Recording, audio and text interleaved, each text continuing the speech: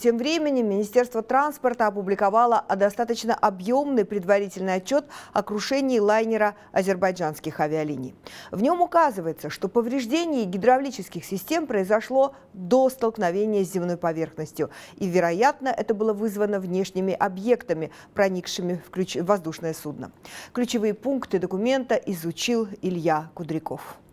Согласно данным предварительного отчета, в 9 часов 12 минут по местному времени пассажирский борт азербайджанских авиалиний, выполнявший рейс Баку-Грозный, покинул территорию Азербайджана и вошел в воздушное пространство России. Спустя примерно час полета бортовой самописец зафиксировал звук удара, сработала сигнализация, автопилот отключился. Показатели начали барахлить, а давление падать. Экипаж списал все на столкновение с птицей, потребовалась аварийная посадка. Однако из-за погодных условий приземлиться в Махачкале не получилось, а на возврат в Баку топлива не хватало. В итоге борт направили на посадку в Актау.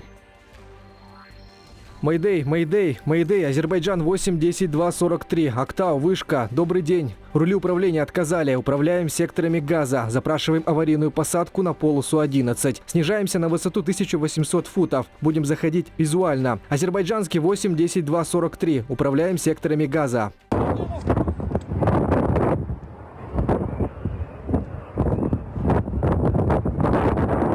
Сообщение об аварийной посадке поступило в диспетчерский пункт Актау в 10:47. На посадочной полосе борт уже ждали спасатели, пожарный и медицинский персонал. А в 11:28 самолет потерпел крушение примерно в 3 километрах от аэропорта. Незамедлительно на помощь выехала аварийно-спасательная команда. Пожар ликвидировать удалось за 7 минут, после чего медики оказали помощь выжившим. Их было 29 человек. Эксперты отмечают, что минимизировать число жертв удалось благодаря профессионализму экипажа. Я думаю, сделали все возможное и невозможное для того, чтобы самолет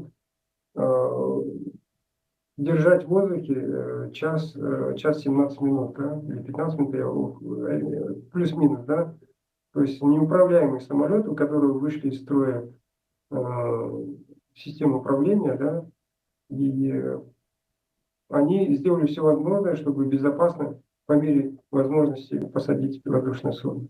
Комиссия, в составе которой эксперты Казахстана, Азербайджана, России и Бразилии, продолжают детальное обследование самолета. Первоначальный осмотр сохранившихся фрагментов показал множество сквозных и несквозных повреждений. Пострадали хвостовая часть, фюзеляж, киль и стабилизаторы рулей высоты и направления. Схожие повреждения обнаружили и на левом двигателе и левом крыле. Визуально отверстия напоминают прямоугольник. Эксперт в области авиации Абул Кекильбаев досконально изучил инородные тела, и вот к какому выводу он пришел.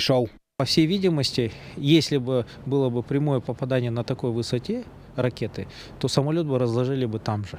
Поэтому здесь, возможно, где-то произошло рядом или снизу воздушного судна, да, судя по характеру и попаданию этих элементов. Поэтому здесь пока говорить о том, что был удар или какое-то попадание, пока еще преждевременно. По закону полный отчет о катастрофе комиссия должна предоставить в течение года. Но, как показывает практика, сроки могут затянуться. Полную картину и истинные причины катастрофы специалистам еще предстоит выяснить. Напомню, крушение произошло 25 декабря прошлого года. На борту самолета находилось 62 пассажира и 5 членов экипажа. Погибли 38 человек. Илья Кудряков, Нурбулат Аскербеков, Жибек Жолы.